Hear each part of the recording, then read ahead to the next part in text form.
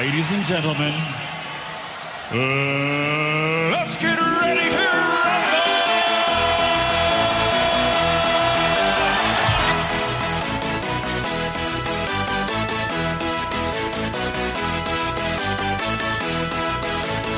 Y'all ready for this?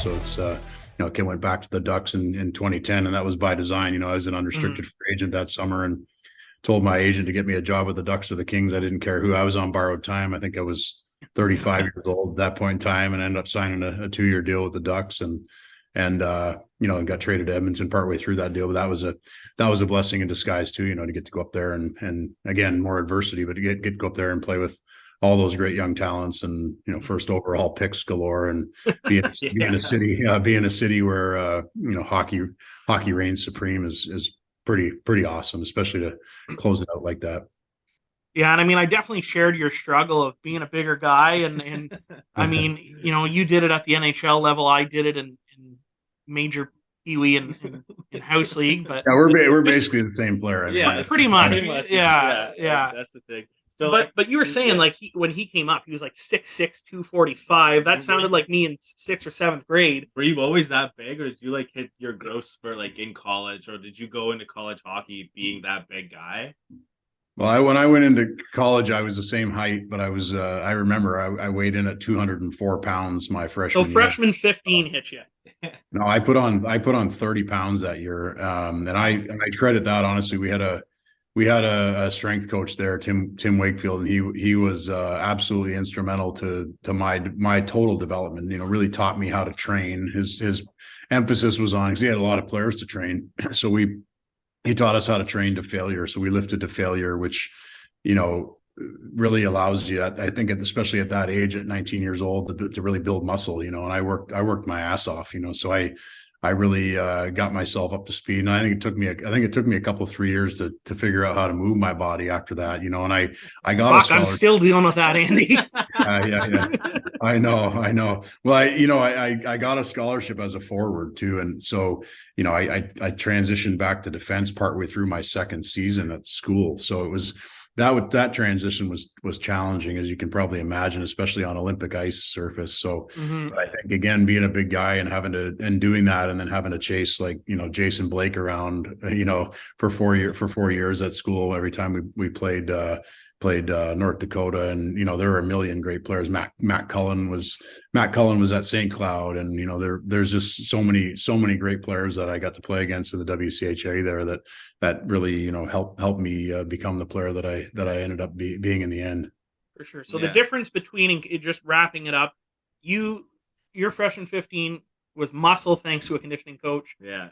Mine was just thanks to the meal plan at Algonquin. Yeah. The chicken fingers. Yeah. Well, they say the camera puts on 15 pounds. So I mean, exactly. I guess the question, Joel, is how many cameras are on you? That's the question. Exactly. Yeah, very true. So when you also too, you started, I think it was 2 years. Well, you played 2 years in San Jose, and then you were part of the Minnesota, I don't know if the expansion draft, would that be correct? Yeah, that's right. How was that feeling, getting picked? I'm assuming picked or traded. I'm not sure how it worked back then. But, it was a big thing then, right? Not never really.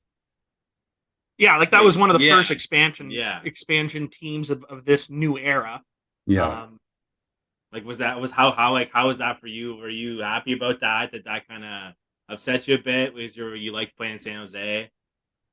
Yeah, looking back, it was another big step, because at that time I had a chip on my shoulder, and I burned some bridges in San Jose, just to be honest with you guys. I had an altercation with Dean Lombardi there in playoffs the second season. I wasn't happy. I think I only played 30 games or something like that my second year, and I didn't play in the minors. So I mean that was 50 bag skates, just to put it in frame of reference, and then more in the playoffs. So by the time by the time playoffs were, I was frothing at the mouth and losing my mind, and I was young and dumb and thought I knew more than I did, and so I said some things I shouldn't have said, and I mean, they could have buried me, but thankfully they exposed me, and thankfully the Wild saw opportunity in me, and then to get to go there and play under Jacques Lemaire. I mean, what an opportunity. I mean, and again, I was young and extracted what I could from it, but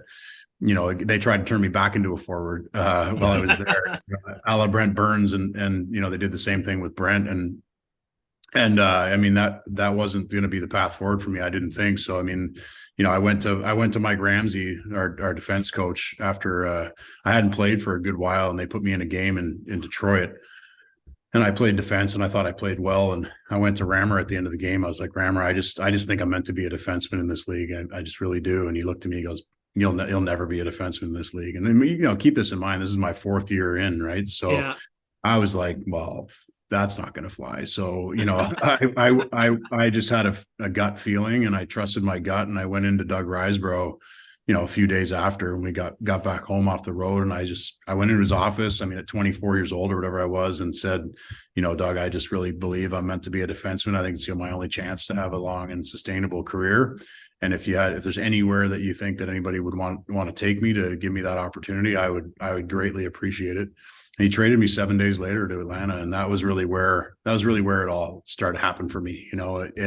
Early on, we had Kurt Fraser there, and that wasn't going to do it. And then when Bob Hartley came in, Bob came and he did interviews with everybody when he took position as head coach. And when he called me in, he's like, Suts, I hear you can you have great potential.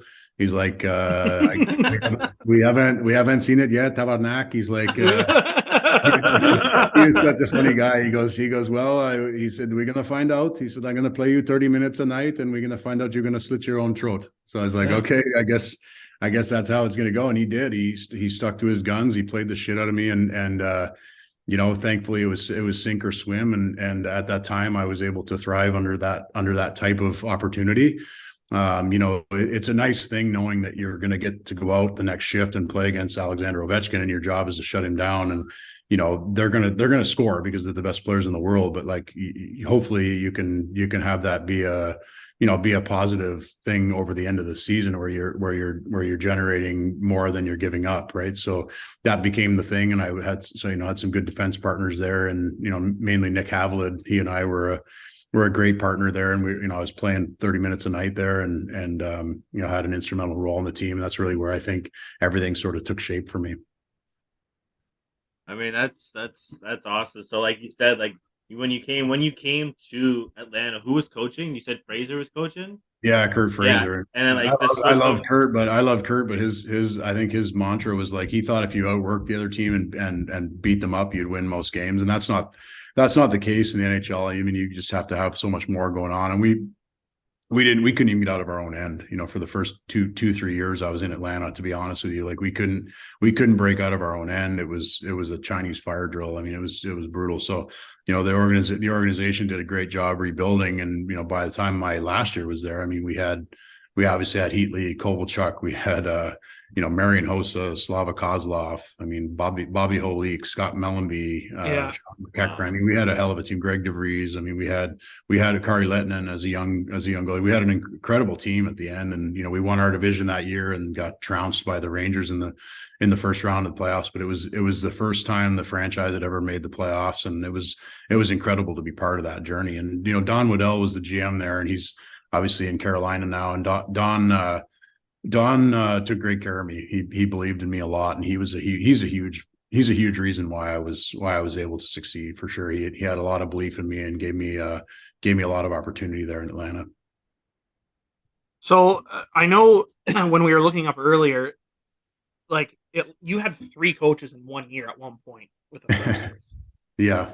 Like, to me, that's unheard of. Like, the Canucks right now are kind of in a coaching kerfuffle, but 3 coaches in 1 year, that's well, And Don Weddle being one of them. So obviously the GM took over for a bit. Am I understanding that correctly? Yeah, Donnie came in interim there, I think, as he was trying to find a replacement. And I actually think we had a pretty positive record under Don. I think everybody was ready to move forward in a new direction. And then he did a great job finding Bob. Like Bob, for those people that don't know him, he's one of the most detail oriented coaches you'll ever have, and he's intense. He's as intense a coach as you could ever have. And I think for a young team, at that time he was the perfect guy to come in, because he brought in a structure that was pivotal. I mean, it was pivotal for Heater and Covey to have a structure, for Kari Littinen to have a structure, to have someone that was gonna have everything planned out, have structured video, have practice. He'd put the practices up on the board before you go up for practice. He had everything down to the minute, every drill.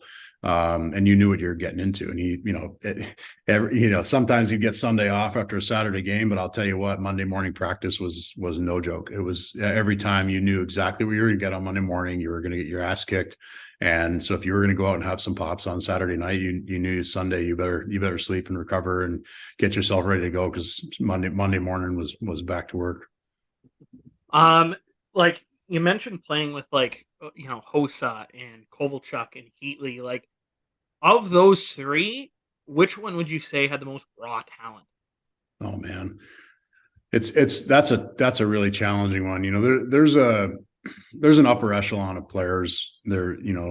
I wouldn't put myself in that category. I had moments of greatness, I would say, but there are guys, and on every single team I played on, there were guys, right? And if I look at it going all the way back, you look at, like, from San Jose, you look at Owen Nolan as an example, or we had Mike Vernon there. There were so many we had there. We had Bernie Nichols there when I started. And you go into Minnesota, and I played with Marian Gaborik in his first 2 years in the league. Talk about another just phenom in the making, right? And then you go to Atlanta, and I, Heatley, Kovalchuk, Hossa, Slava Kozlov. I'd put him up there. These guys are all just out of this world. But Ilya Kovalchuk, it was ridiculous. Like, he just raw, pure, like very Ovechkin-esque, like so powerful and big and strong, and could shoot the lights out, and moves, and could hurt you so many ways. Heater was such a dynamic all-around player, and great leader, especially before the accident. And then Haas was probably the best all-around player I ever played with. He just had, he had veins in his calves, like they looked like a bodybuilder's from. He was a freak of nature, and he'd strip guys from behind with one hand on his stick. Like, he could lift you off the puck with one hand on his stick, and before you could turn around, he'd be gone the other way. He was just so talented, and then from Atlanta, go up to Long Island, and got to play with Rick DiPietro. It was sad the way that ended with him, but he was such a phenomenal talent, and we had others there, and then going into Ottawa, which was one of my favorite experiences of all time, was being D partners while I was there with Erik Karlsson was one of the highlights of my career, and Jason Spezza and Daniel Alfredsson, again, like probably the best two-way player that I ever played with or against, and just intense to no end. And Mike Fisher was there, and just an incredible crew. And then I almost re-signed with Ottawa for 2 years, and it was right at the end of the year they offered me a deal, and I decided I think I'd earned the right to be an unrestricted free agent, so I waited till the summer, and I ended up going to Anaheim, as I mentioned, but then to get to go there and play with Perry and Getzlaff and Koivu and Teemu. You know what though? You're mentioning all these names, and I'm sure if I talk to them, they'd be like, "I got to play with fucking Andy Sutton." Yeah, I don't know. I don't know. Yeah, I don't know. They're like I'm saying, those are a special breed of player, and then up in Edmonton, when I got there, it was Taylor Hall and Ryan Nugent-Hopkins and Jordan Eberle and who else do we have? Sam Gagne. And there were so many first rounders up there, and just phenomenal. Devin Dubnyk. There were so many just great talents up there. Even Nikolai Habibulin, like I would put him in that upper class. I tell people the story all the time. He at the end of practice, and I could always shoot it over 100, and he'd line up like 50 pucks at the top of the circles right in the center of the ice, and he'd say, "Shoot it at my head as hard as you can." Right. So I'd shoot it at his head as hard as I could. And what he was doing was he'd just sit there and he'd go like this, and he was training his eyes to slow the puck down.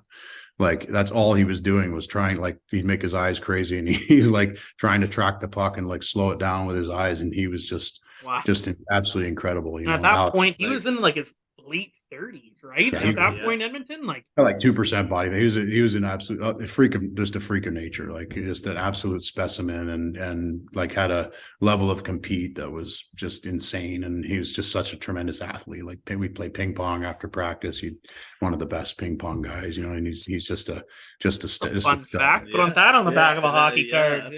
Well, there's one thing that people don't know about Daniel Alfredsson. So we play ping pong everywhere. I love ping pong, but they always had an annual ping pong tournament in Ottawa, and they'd pit Alfie 1 and Alfie 2 would be in the bracket, and the only distinction is one would be right-handed and left-handed, and oftentimes they'd play each other in the final.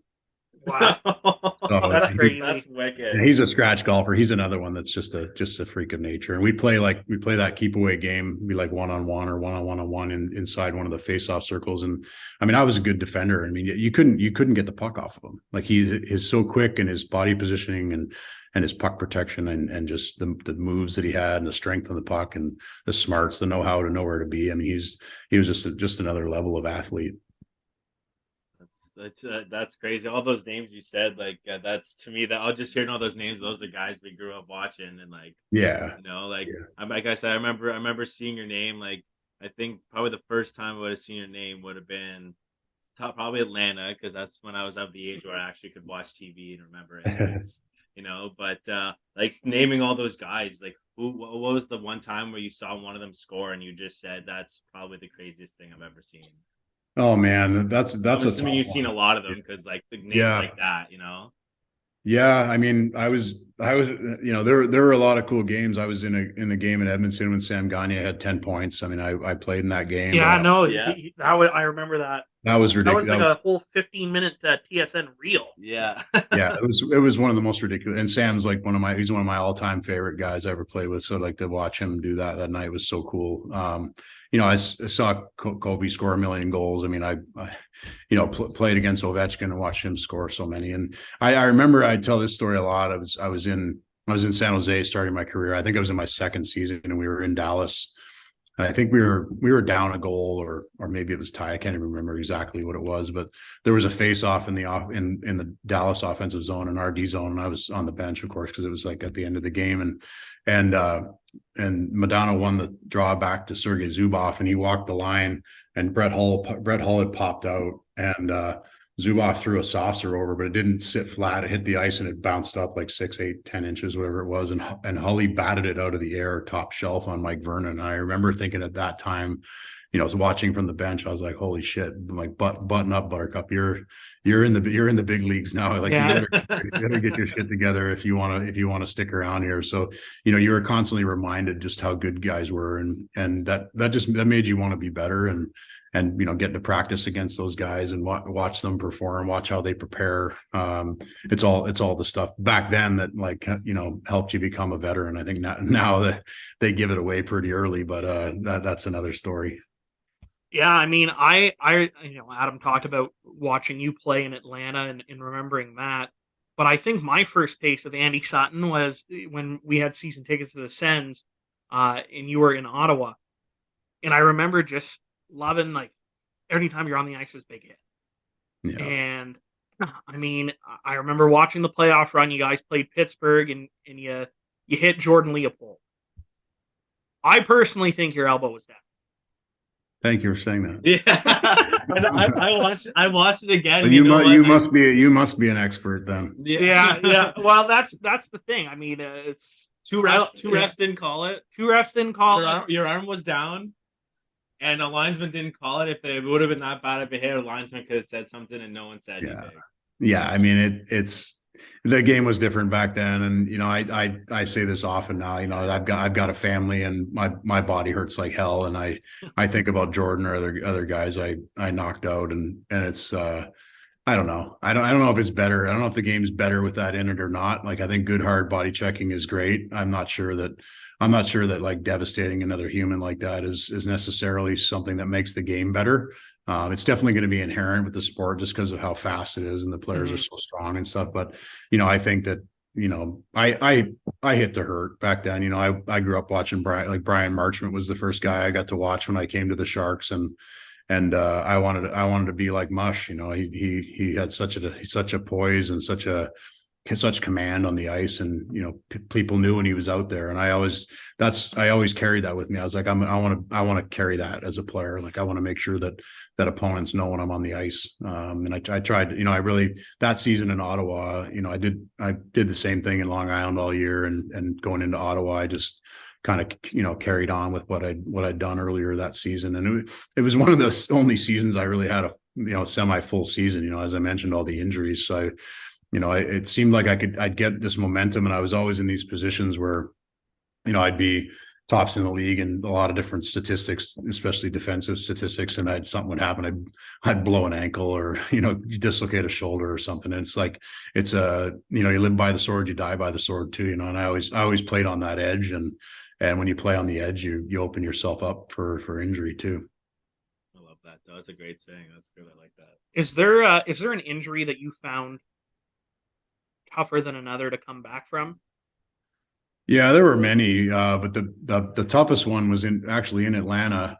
Actually, my last year in Atlanta, I was unfortunate, and again, I think it was 25 or 30 games in the end of the year. I was leading the league in hits and block shots, and I was in the top 5 or 10 in ice time, and I was, perfect setup going into free agency, and I shattered the left ankle, and when I shattered it, I dislocated the peroneal tendon, which is the longest tendon in your body. It runs basically from down your outside of your thigh, and where it connects at your knee, and then the peroneal tendon starts. It goes all the way down behind your ankle bone, under your foot, and connects under your big toe. And it dislocated. It shot on the other side of my ankle bone, and they tacked it back, dug a trench for it. They tacked it back. They put the sheath back down and put a bunch of anchors in it. And I still can't roll my ankle out this way. But when I tried to come back and skate, I tried to come back and play in the playoffs that year, and I could hardly move. I mean, it was a bad idea. I came back and did not look great, and it ended up costing me a lot of opportunity, I would say, in retrospect. So that was a really challenging one. I didn't feel quite right for well over a year. Wow. Yeah, that's tough. I mean, I broke my foot playing high school football, so that was pretty major. But I don't think it was as bad as coming back to the playoffs. I remember that because I said, "Laddie, I'm right behind you. Let me take the hit." And yeah, that didn't work out well. All right. Yeah, I mean, I was in an air cast as much as I was in a dress shoe. I think most of my career I don't even know how many foot fractures I had, and I played with them like oftentimes I played with them. So I don't miss that type of constant pain and suffering. I can assure you. So, I mean, I think that's a great segue into the business that you have now. Mm-hmm. I mean, you went out and you're making this great equipment now. Do you want to kind of tell us about what you've been working on since you retired? Yeah, I mean, I touched on a lot of things. I was one that I started trying to develop some things while I was still playing. So I started, back to my education and engineering, I started developing some intellectual property in the protective space, particularly equipment components, and then started trying to actively license those components to some of the leading manufacturers. And that led me, long story long, I had that way downstream with Easton before they got acquired by Bauer, and the project got squashed. And then I ended up going and working for a multi-brand hockey company where I was acting president there for over 4 years. I provided some investment opportunity into that business, and right around the time COVID started, I left that business, and part of my exit was I took the Verbero brand with me. So Verbero has been around since 2008. It paid into the NHL for 3 seasons, representing players like Cam Atkinson and others.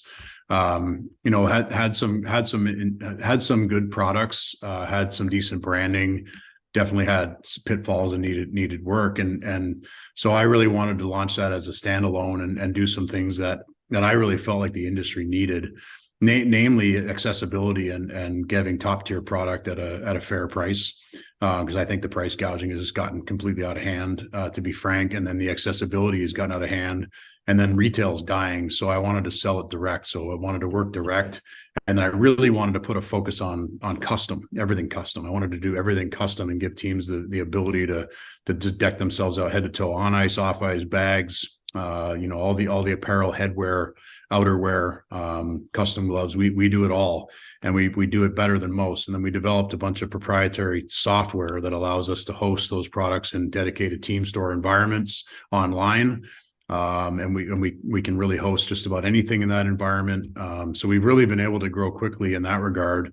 And then we really obliterated the rep force structure for the industry, quite frankly. Most of the other manufacturers have territorial reps. So to put it in perspective, I think pre-COVID Bauer had 50 worldwide. We just crossed the 500 sales rep threshold. So we work with guys like yourselves, guys that are integrated in the hockey community.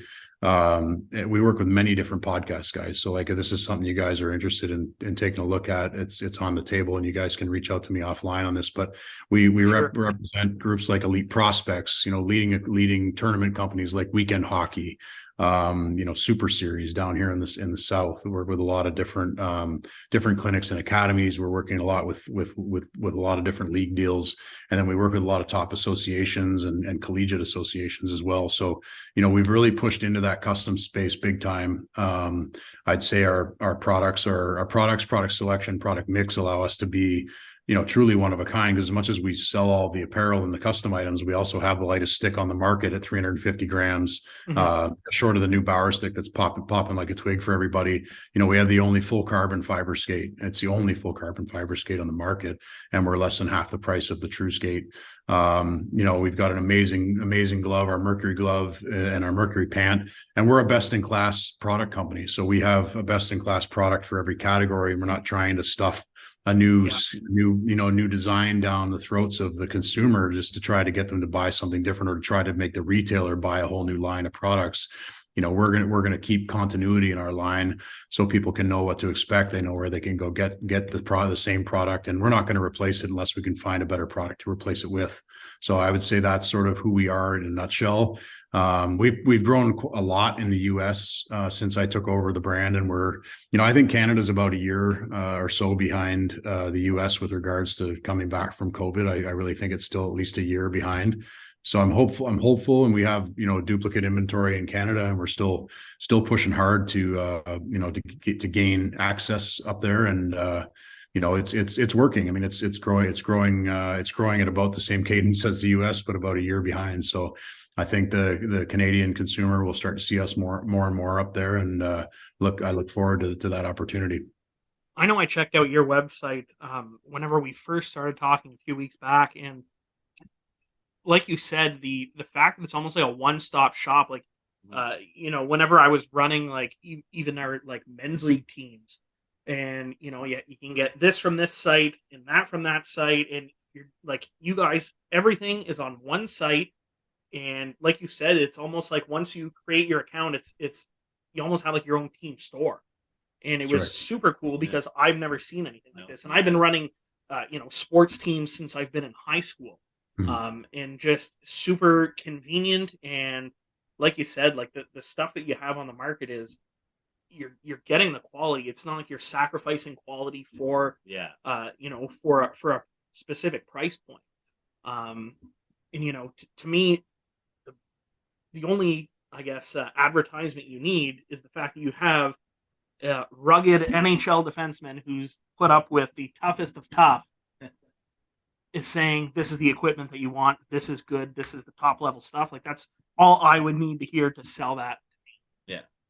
Yeah, and I appreciate that, guys, and that's the message, in the end. And I sing it loud every day, and it's the truth of the matter.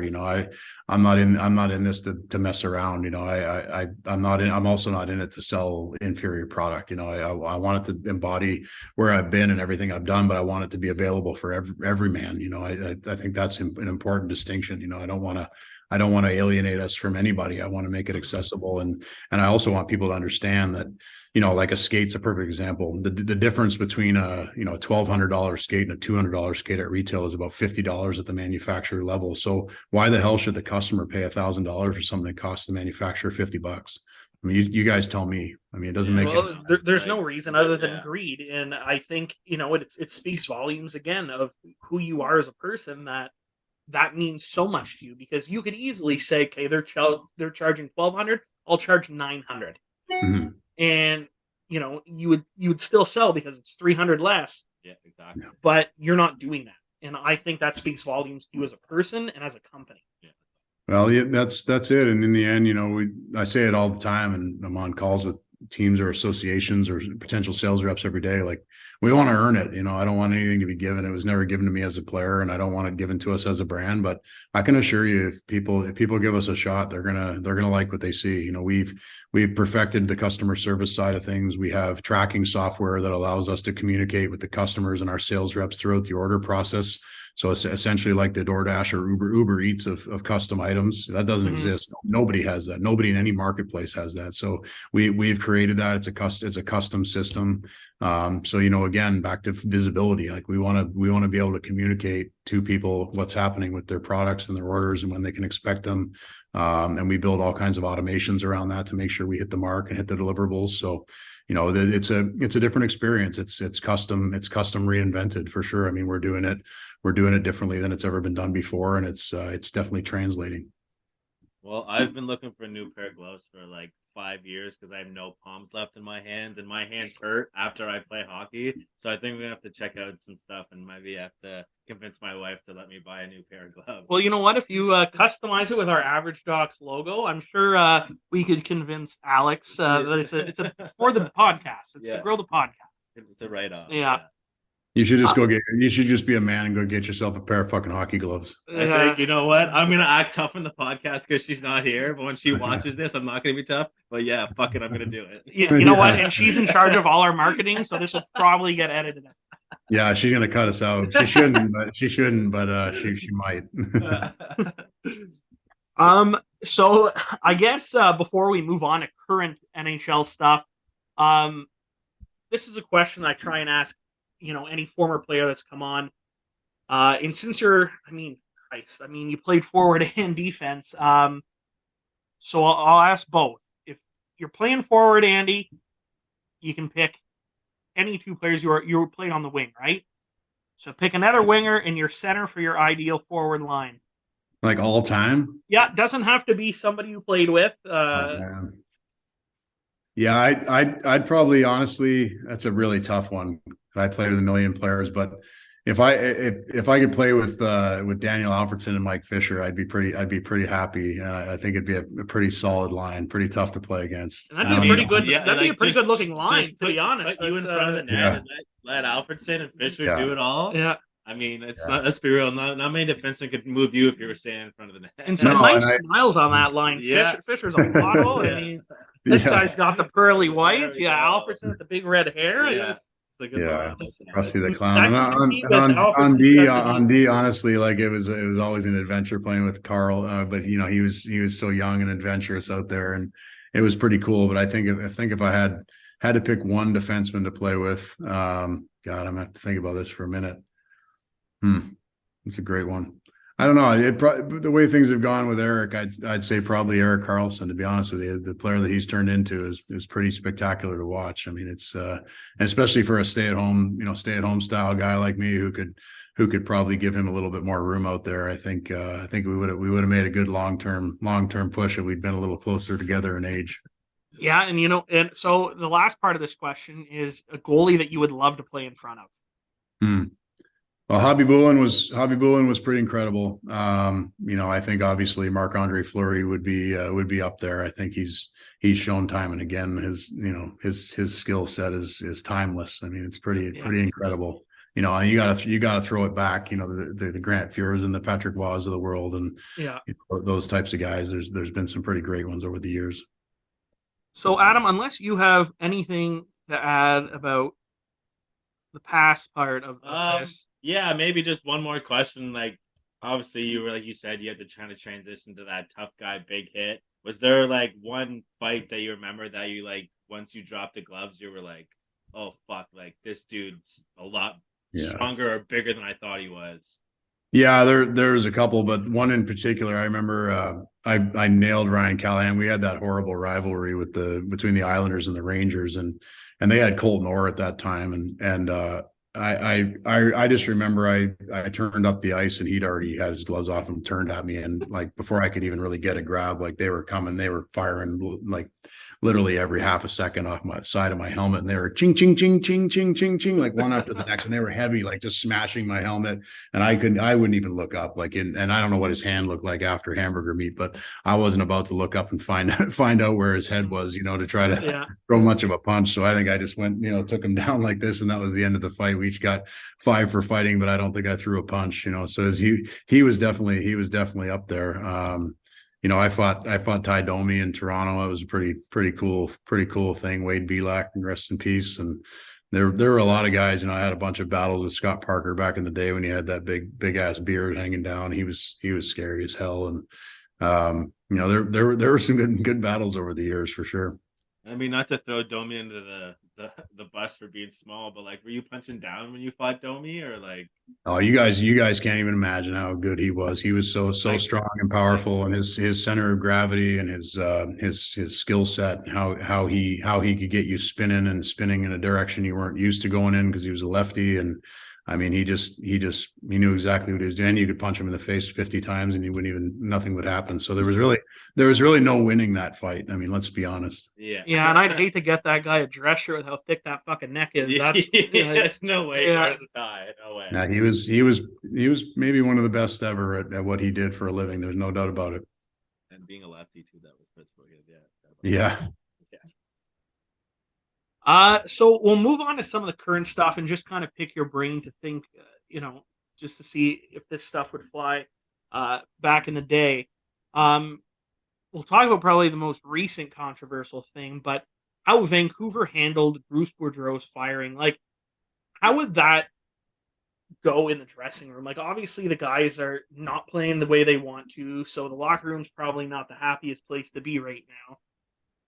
But you almost have to feel for this guy. Like, he turned the team around 13, 14 months ago, and then nothing's working now. And it's pretty much like, I think, at the beginning of the season, I was kind of like, what the hell are they doing? But, it kind of seems clear to me now that it seemed like a Jimmy Rutherford problem more than a Bruce Boudreau problem. Like, what do you think that locker room atmosphere was like throughout this whole ordeal? I don't know. If the coach loses the room, it's time for a coach to go. I think there's a responsibility to handle these things properly, and try to preserve as much dignity as you can. He's obviously, one of the most beloved coaches of modern day, and well respected on every level. He's a player's coach, and he commands a lot of respect, and he's spent a lot of time. So I think fundamentally that should be handled a certain way. So I don't know all of the intimate details of how this went down at the corporate level, but it certainly seems to me like it could have been handled differently. So, I mean, we mentioned earlier you had 3 coaches throughout one season in Atlanta. Was there at any point like writing on the wall, like, this guy's leaving. Oh, this guy's leaving. Because it seemed like for the last 2 weeks, we knew Bruce was going to get fired. He knew he was going to get fired. Like, was there ever writing on the wall like that whenever you were playing? And if so, did it drag on for 2 weeks? Yeah, I mean, you knew. I mean, sadly, a lot of times the coaches are the fall guy. It's not, especially coaches that have had great success. At different times, it's not necessarily the coach. It's sometimes the players need a fresh approach and a different mindset, and maybe a new voice. So I think it's more about stagnation than anything. I think the writing's always on the wall, and as players when shit's going to go down. I mean, you have a pretty good sense of it. Yeah. I mean, it's definitely tough to see, especially with how the city seemed to love him, the team seemed to love him, and how emotional he was the last little bit. But I mean, I couldn't imagine, like you said, the coach is almost the fall guy, and he's probably easiest fix, right? I mean, it's easier to fire one guy or the coaching staff than it is to trade and move contracts and everybody that has no moves now or limited moves or so it sucks that they're the fall guy. Yeah. But Usually how it goes though. it's unfortunately, yeah. I mean another thing, I'm not sure if you've seen it today at all on any of the socials, but Johnny Gaudreau's first game back in Calgary, anytime he was touching the puck at practice, his teammates booed. Like, do you think everybody that leaves after a tenure like that should be booed? I mean, I don't know why. I think the fan personally, like I can say this now that I don't play. I think the fans need to lighten up. You know, they need to understand that this is somebody's business. This is somebody's life and somebody's business, and they have a family, and they're trying to get whatever they can get out of the experience, whatever that is. You know, and do we owe anything to the city necessarily? Well, yeah. Well, we play there, and while we're on the team, we do. But we also have the right as athletes to go other places. And especially when we've earned that right and we get a chance to go somewhere else, I mean, I don't know, it's kind of not very classy because like you can't speak out of both sides of your mouth and like you love the guy one day and now he's for another team and you're going to boo him. I mean, why not appreciate him and give him a standing ovation and wish him the best of luck. I mean, it's kind of a cliche move, to be honest. Yeah. Is there anywhere that you returned to play after leaving that you got booed? I got booed in Pittsburgh for a while after all that stuff with Leopold, after that clean hit. Yeah. It didn't last too long. You know, I only actually got traded during the season once, I believe. I think I got traded at the deadline to Ottawa, and the Islanders didn't make the playoffs, and we didn't play against them as far as I know. And I never got booed when I went back to Atlanta. And I probably would have stayed in Atlanta. They didn't offer me a contract at the end of that season. So, it's I don't know. I think that the fans and the media need to just take a deep breath and realize this is entertainment in the end. And we're entertainers and athletes as much as we're a commodity to a city and to a team. We're individuals with our own set of needs. And sometimes you want a new opportunity, or maybe you've earned a new opportunity, and people just need to chill out, and maybe have some reverence and respect and appreciation for the time that you did spend there.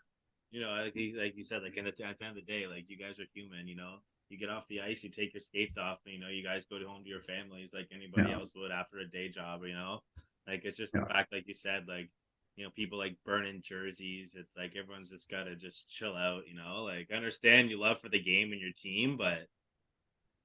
Well, and guys, honestly, like playing for some teams, you're especially if you choose it, you're choosing to go play in a fishbowl. I mean, you can't go anywhere. Your wife can't go to the grocery store. It's what's it like for your kids at school? Like, are they getting fair treatment? I mean, it's just, I don't know. It's not all it's cracked up to be. So don't assume that like, just because you play for a city and they pay you a lot of money, that it's like a perfect situation for you. It's like, so sometimes you want to just go down to Columbus, Ohio and have a great career and, make the same money and maybe be the go-to guy in a city where you go out for dinner and you don't get swarmed, Well, Jarmo Kekalainen appreciates what you just said. Yeah. They're probably going to use that for their next recruiting videos in the off season. But I'm glad you brought up burning jerseys, because the other night, and I still having a hard time wrapping my head around this. One of the Tampa Bay Lightning fans threw a Kucherov jersey on the ice.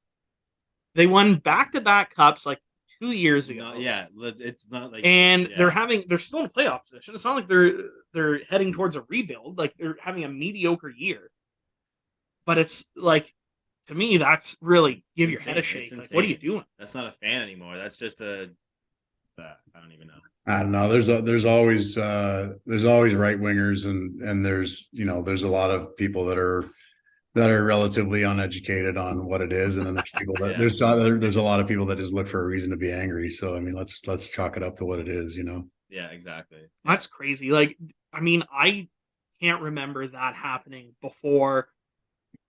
Like it's really only like the last I don't know, let's say like 5-6 years where I've seen people throw jerseys on before. Like that never happened. I don't know if there's a change or something. No, it happened. I can remember in the early '80s, and I'm dating myself now, but I was fortunate. My dad worked hard. He was a locksmith, but he was able to afford half season tickets for the Leafs, and we had gold seats, and probably in large part the reason why I had such a love and lust for pro hockey and the hope and the dream of making it. But I remember when Toronto played Calgary, and the Leafs lost 13-1 that game, and fans had tied their jerseys in knots. They were throwing them on the ice. The game pucks would come over and they'd throw the game pucks back on the ice. I mean, I felt so embarrassed for those players because but people don't understand the player. We're trying as hard as we can, and sometimes the shit just doesn't go well, or maybe the management hasn't assembled the right team or whatever. But to disrespect the players like that and the city and the game is something that the fans should take on. I think personally. I mean, you're not bigger than that. You don't have the right. You don't have the right to do that. And especially when it comes to hurdling things on the ice that could hurt people or affect the course of the game. I mean, it's very self-centered. Yeah, I couldn't imagine dropping a couple $100 on a jersey and then and throwing it on the ice. That baffles me. If you're in that financial situation with the price of everything nowadays, good for you. Congratulations. More money than sense. I think that's exactly it. That's exactly it. Yeah. Well, Adam, you want to head into our yay or nay? Yeah, our final.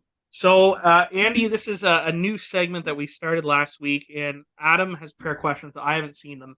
And he's just going to ask us pretty much a thumbs up or thumbs down to these 3 hockey questions.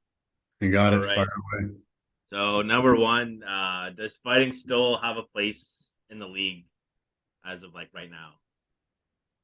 Yeah, I think it does. I mean, I won't give you a long-winded because it's yay or nay, so I guess it's just a yay. Yeah. So he's saying yes. I say yes as well. I mean, I think the staged hockey is probably, the staged fighting is probably done in hockey, but I like a good spirited battle. I mean, if you're seeing the Pens versus Philly or Toronto Montreal or Calgary Edmonton, I like seeing the scrums and some guys that aren't normally fighting drop the gloves out of the heat of the moment. I like that. Yeah. Okay. All right. Number 2. Should the shootout be taken away as after 3-on-3 it goes to the shootout? Do you think they should take that away and just play 3-on-3 for 10 minutes? Because the 3-on-3 never lasts long if it does go to the shootout. But do you think that the shootout should be taken away? I would prefer the 3-on-3 to settle it, and if it didn't settle it 3-on-3, I think it should be a tie. Bring the tie back. Yeah, I hate ties. I'd rather just continuous 3-on-3. It's so exciting to watch, especially with how well everybody skates nowadays and the speed and the hand-eye. Like you said, it rarely gets to a shootout now with how much time and space there is, but I think just continuous 3-on-3. A tie's like kissing your sister, and nobody wants to do that. That's fair. All right, and the last one, it was kind of hard to word it, but so there's sometimes you see a play where someone gets cross-checked and the guy falls and the ref calls both penalties. He calls an embellishment and he calls the original penalty. If there's an embellishment penalty, do you think the original call should still stand? It's a great fucking question. Because if he's calling the embellishment, that means you're faking the cross-check. So I guess you can't undertake it. It's still a cross check, but you're embellishing it to try to get a call, which is making a mockery of the game. So I think the guy that embellishes should get 2 and 10, and the other guy that cross checks should get 2 minutes. Right, I think that levels the playing field. So if you're going to risk it and try to embellish something, you get caught, you should get the extra 10 and put your team at jeopardy. I'm going to say yay to what Andy said. And you know what? Soccer, take some notes. Yeah. Oh, yeah. Take some notes. It's embarrassing. Yeah. Oh, that's great. All right. I want to ask you one non-hockey related question, Andy. What 2 teams are you picking in the Super Bowl, and who's your winner? Oh man, that's a tough one. I mean, it's gonna be tough to discount Cincy after what happened yesterday. you know, and I don't know what's going to happen with our boy Mahomes. You know, whether or not he's going to be able to rebound back. That looked like a pretty gruesome ankle injury, but Yeah. Yeah, I think the winner is going to come out of one of those two teams, in my opinion. that's not what I like to hear as a Niners fan. Yeah. It's Oh, okay, I didn't even notice you're wearing a Of Niners course, hat I'm right wearing my now. Niners hat. I gotta wrap them. I just Come can't on. go there. I'm anti California right now, and definitely anti San Francisco. So That's all right. I still like you, Andy. It's okay. All right. Well, I'm gonna pick Cincy as well. That's all right. Sorry, and It's all I'm right. I wonder who are you picking? Yeah, I'm obviously picking the Niners. Well, Andy, thanks for coming on. I had a blast. Yeah. We'll let you get to bed now. And hopefully we have you on again in the future. We'll definitely hit you up to see if we can get something going with Ribeiro and Yeah. good luck with everything. We'll definitely be customers. Yeah, sounds good, boys. Appreciate getting to know you guys too. Good luck with the show. Let me know if we can do anything together. Awesome. Thanks, Andy. Thanks, Take Andy. care. Have a good one. Cheers, guys. Bye-bye. Good night. Bye. Ciao.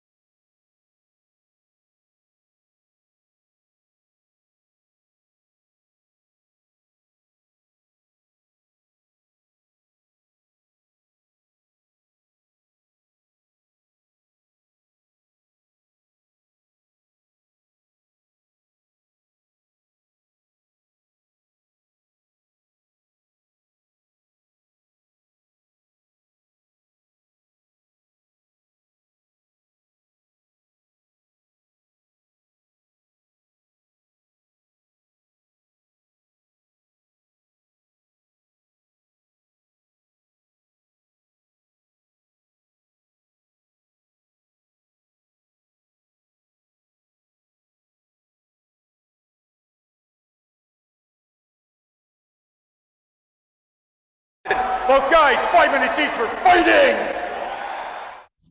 Yeah, when we would say Joel, we would play, let's just say we're in the playoffs, we played Jonquière, and then because we were brawling, we obviously we didn't get suspended, right? So we could brawl,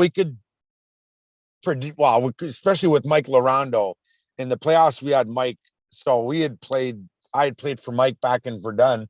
So if we would kind of brawl, and then we got to know, especially if we so you had Joel Theriault for Jonquière, right? Yeah. And he had come back, even though I think he had a cast on, but he was still playing. So even though he's got a cast, the fact that he's not allowed to fight, he's still, he's my buddy, but it's still one of my good friends. But I knew he was a loose cannon, so we had to set stuff up, right? So we had Rabbi. Rabbi was going to get him. I think it was Terry Bartlett ended up getting him. If I'm thinking of that brawl, but anyway, so we'd have to set up fighters, and then Alpi Charbonneau, I think, grabbed Mike Verano, Michel Verano, and then I fought, who'd I fight? I fought Danik Lassard, which was another one of my buddies. We had enough guys that we could do that, right? We had to make sure we didn't lose a fight. So make sure you got to time the guys, set up certain tough guy with certain tough guy, and then make sure you don't look bad, especially at home. And then you have 5 guys left that can go clean house with whoever's left on the ice. So that was the fun part, being that equipped, having that many tough guys was an advantage, I guess, especially in that league where there weren't very many rules. Well, I remember the same 2 refs all the time. The same 2 guys. Yeah, that was. And then we played in the finals and we just brawled every game. And I said 6 out of 4 games because we swept that series. I'll remind my friends, my Larry and those guys that might be listening to this eventually, that we swept them in 4 straight. And we brawled, I think, 2 warm-ups for sure, Corey. I'd say 2, maybe 3 warm-ups. We brawled. Yeah, I remember being down at ice level for a couple pregame brawls. Refs weren't even out on the ice, and then we'd brawl again during the game, and then everybody just be able to play again. That's the part that was fun, because nowadays you do well. You don't want that, obviously, in hockey, but you fight now. You might be suspended just for fighting, like, straight up. Yeah. Depending on what you did, what you said to the ref, and what you. C'est ça. C'est pas la même affaire. Ça change pas mal. The game 7 against Jonquière, that ball in warm up was set up. Like, was it? Anyway, it was set up. So how much was set up? Like, what are we talking about? The only thing was our backup goalie Strome. Yeah. Was gonna take Lior Strome was gonna take at some point at the red line, and like someone had hit him. And the only thing that was discussed that I heard in the dressing room, because I wasn't part of what had to happen, was Laurando had come in and said, Rabbi, Desarmo, tie up Joel. Yeah. Until one of you's got him tied up that he can't get loose. Because if he gets loose, he's going to rain terror on everybody. Let him have a stick. So is this a conversation you guys have had with the other team? No. So you guys are just like, we're going to fucking start something and let's see how it goes. Because Mike, this is the way, like, even before, without brawling, a lot of times we would set up fights. It wasn't fixed, but we would say who's going with who, same type of thing. Because I remember when we played in Verdun, Mike would come in and we say, okay, we're going to start tough. We're going to give a show. So you're going to go. We'd ask each other who's going with who. So we'd try to do a good matchup to make sure, especially if we're playing. So, like, home, let's say you said Joel Theriault comes up to you and you're not supposed to fight him.